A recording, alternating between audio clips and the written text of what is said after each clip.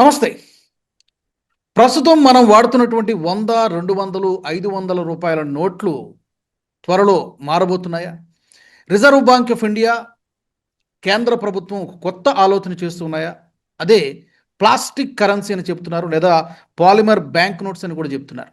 బహుశా 2027 సంవత్సరం నాటికి ఈ ప్లాస్టిక్ కరెన్సీని తీసుకురావడానికి ప్రభుత్వం సన్నాహాలు చేస్తున్నట్టుగా తెలుస్తోంది.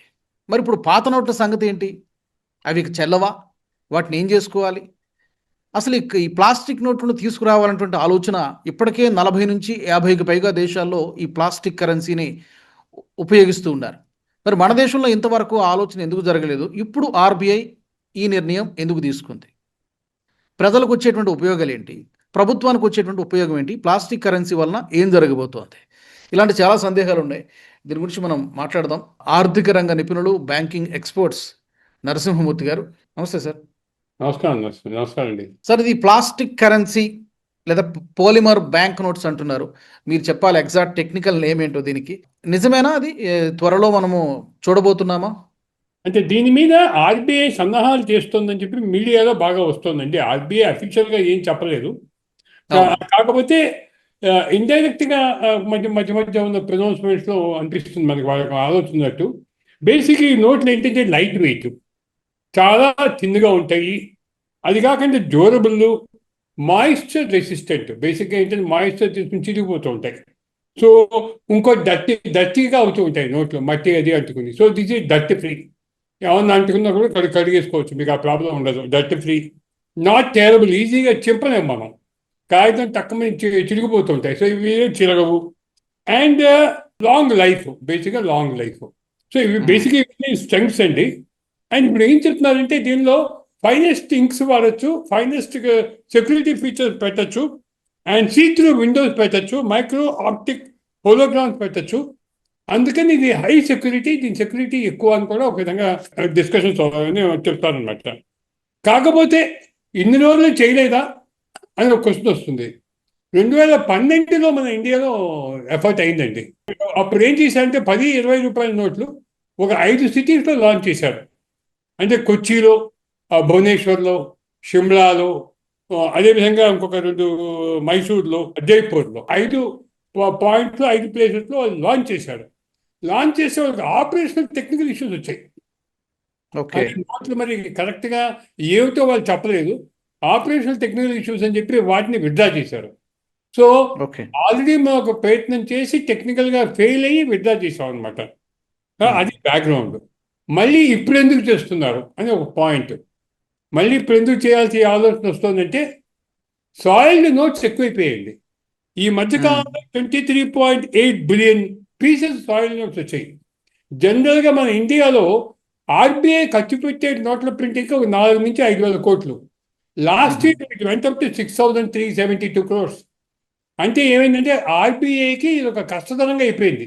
ఈ సాయిల్డ్ నోట్స్ వెనక్కి తీసుకురావటం, వాటిని షెడింగ్ చేయటం, మళ్ళీ కొత్త నోట్లు ప్రింట్ చేయటం, ఈ కాస్ట్ ఎక్కువ అయిపోతుంది. అది ఒకటి. ఎందుకంటే అదిగాక ఇంకా ఇంత మనం డిజిటైజ్ చేసినా, ఇంత రూపే, జీపే అన్నీ వచ్చినా, డిజిటల్ ట్రాన్సాక్షన్స్ ఇంత ఎక్కువైనా అన్ఫార్చునేట్గా కరెన్సీ సర్క్యులేషన్ కూడా ఎక్కువ అవుతుంది. సో అందుకని కరెన్సీ కాస్ట్ ఎక్కువ అవుతుంది.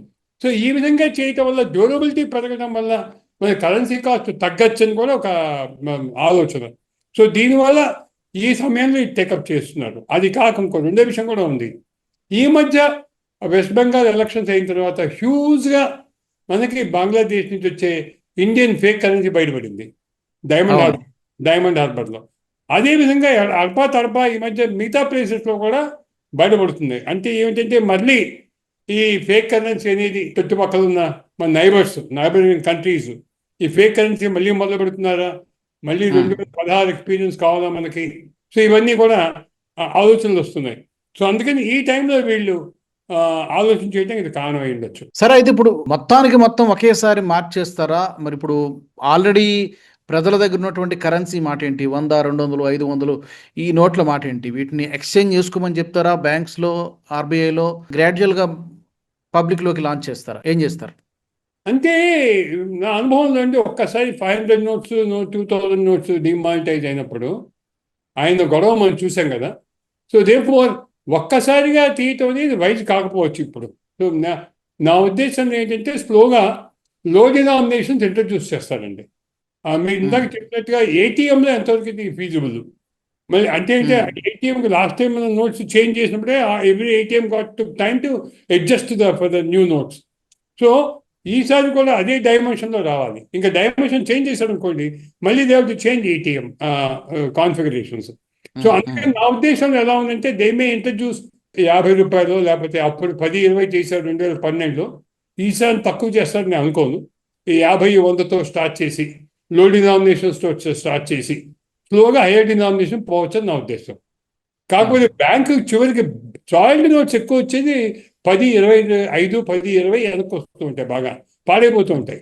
సో అందుకని సాయిల్డ్ నోట్స్లో ఫస్ట్ టెస్ట్ చేస్తారా? So we have to wait and see అండి. ఎందుకంటే whatever they take is bold decision. ఒకసారి 2012లో మనం ఫెయిల్ అయిన తర్వాత మళ్ళీ ఇంట్రడ్యూస్ చేయటం అనేది కొంచెం బోల్డ్. ఎందుకంటే మనం బయట వాళ్ళ దగ్గర ప్రింట్ చేయించాం. ఆల్మోస్ట్ 60 కంట్రీస్లో ఇది ఇంట్రడ్యూస్ అయింది.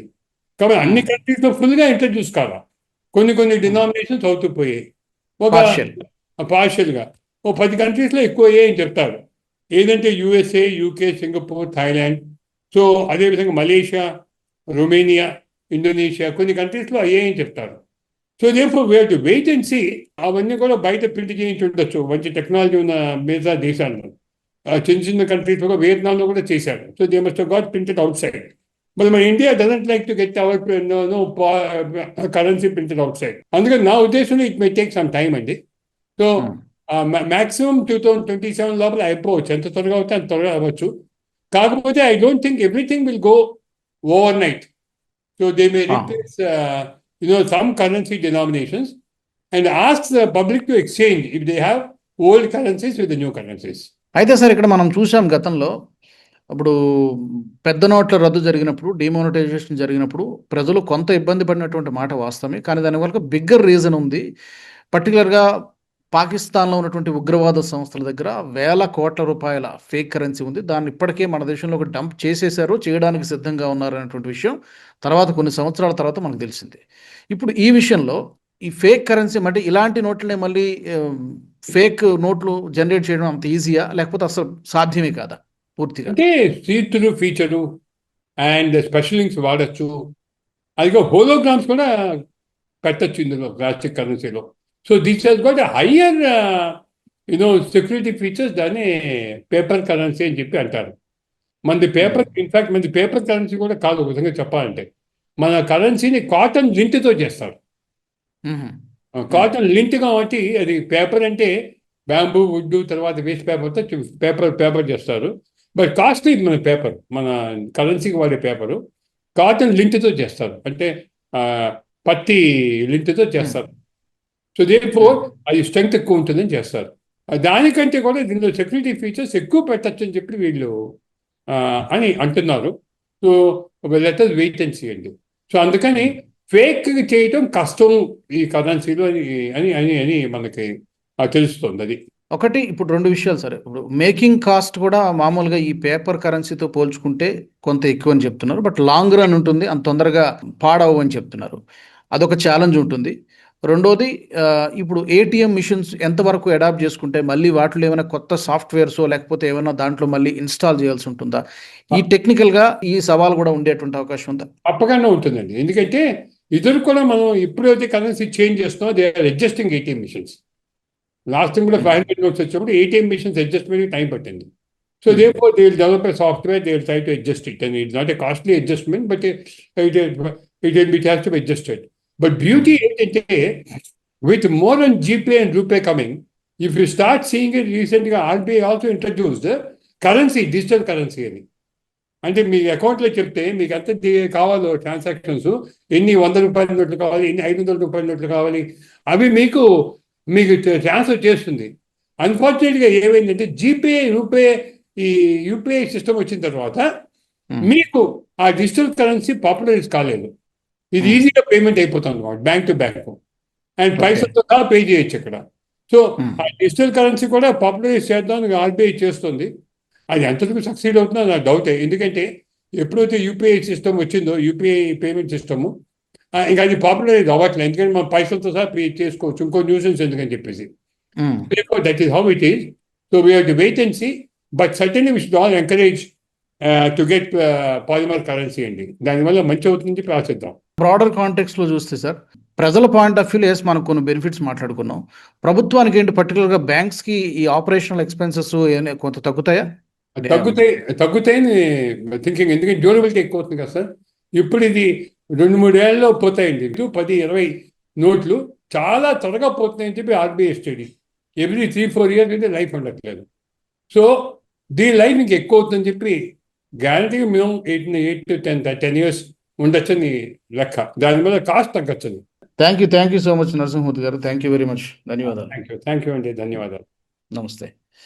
మరి RBI, reserve bank of India ఈ ప్లాస్టిక్ కరెన్సీని తీసుకొచ్చేటువంటి ఆలోచన చేస్తోంది. కేంద్ర ప్రభుత్వం కూడా ఆ దిశగా అడుగులు వేస్తోంది. బహుశా 2027 నాటికల్లా కూడా సాధ్యమైనంత త్వరగా ఇది ప్రజల్లోకి, పబ్లిక్లోకి రాబోతుంది. మరి దీనికి సంబంధించి మీ ఒపీనియన్స్ ఏంటి, మీ అభిప్రాయం ఏంటి, ఎలా చేస్తే బాగుంటుంది, దీనివల్ల అడ్వాంటేజెస్ ఉన్నాయా, డిసడ్వాంటేజెస్ ఉన్నాయా, మీ థాట్స్ ఏంటో తప్పకుండా మీరు కామెంట్ సెక్షన్లో పెట్టండి. చాలా ఉపయోగాలు ఉన్నాయని అయితే చెప్తున్నారు. త్వరగా చినిగిపోవు, నీటిలో కూడా ఏం కాదు, ఏటీఎంలో కూడా ఎక్కువ కాలం పనిచేస్తారని చెప్పి చాలా బెనిఫిట్స్ ఉన్నాయని చెప్పి ఎక్స్పర్ట్స్ చెప్తున్నారు.